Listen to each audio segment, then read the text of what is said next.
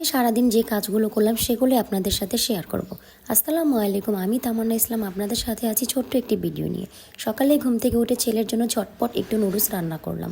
তারপরে হঠাৎ করে মনে পড়ে গেল আমরা কি খাবো, তাই আমাদের জন্য একটু রুটি বানালাম।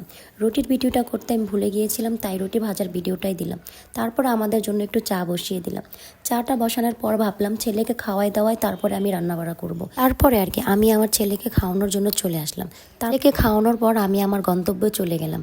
আর আমার গন্তব্য বলতে আমি রান্নাঘরটাকেই বুঝিয়েছি। রাত্রে খাওয়া দাওয়ার পর থালা বাসনগুলো ধুয়ে রাখতে পারিনি, কারণ পানি অনেক ঠান্ডা ছিল, তাই সকাল সকাল থালা বাসন ধুইতে চলে আসলাম। থালা বাসনগুলো ধোয়ার পরে আমি এখন আমার রান্নাবাড়ার কাজ শুরু করব। এখন ডালটাকে ভালো করে ধুয়ে নিব। ডালটা ভালো করে ধুয়ে নেওয়ার পর ডালটা আমি চুলাতে বসিয়ে দিব। এখন অন্য কাজগুলো ডালটা বসানো শেষ হয়ে গেল। এখন আমি ফ্রিজ থেকে মাছটা বের করব।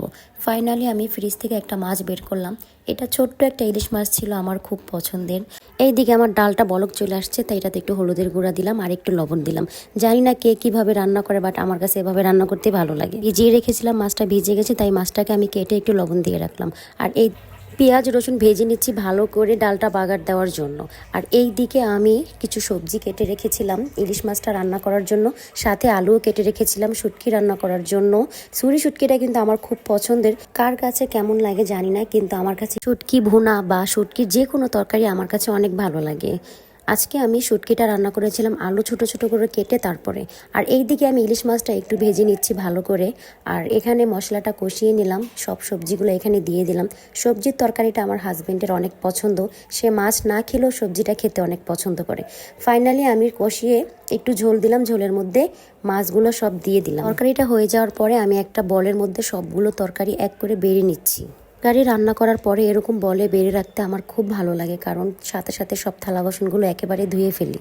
আর আমার একটা অভ্যাস, রান্না শেষ করে সাথে সাথে আমার চুলা মুছতে হবে। চুলা মুছতে গিয়ে জীবনে যে কতবার সেকা খেয়েছি, হাত পড়েছি, এটার কোনো হিসেব নেই। আমার ধৈর্য শক্তি এতটাই কম যে চুলাটাকে ঠান্ডাও হতে দেই না। গরম গরম যতবারই চুলাটা মুছতে যাই অতবারই আমার হাত পা পুড়ে ফেলি। যাই হোক, আমি আশেপাশে দিয়ে ভালো করে একটু মুছে নিচ্ছি। আর চুলা মুছতেই দেখি আমার আম্মু আমার ফ্রিজটা একটু ময়লা হয়েছিল, ফ্রিজটাকে ধুচ্ছে। আর ফ্রিজটা ধুইতে যায় দেখে এতগুলো মাছ এখনও আমি কাটিয়ে নাই। তারপর ওই শিং মাছগুলো একটু ফ্রিজ থেকে বের করলো কেটে দেওয়ার জন্য। ও কালকে আমার শিং মাছ কাটতে গিয়ে আমার হাতে একটা কাটা দিয়েছে, সেই ব্যথা আমার এখনও করছে। আর আমার এদিকে কাজ শেষ, আমার আম্মু মাছ কাটছে আর আমি এখন গোসল করতে যাব।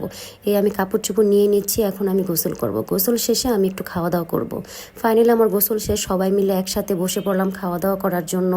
আমার বড় আপু ভাত বেড়ে দিচ্ছে সবাইকে, আমি আমার নিজ হাতে শুটকি নিয়ে তারপরে আজকে খাবো। খুব খুব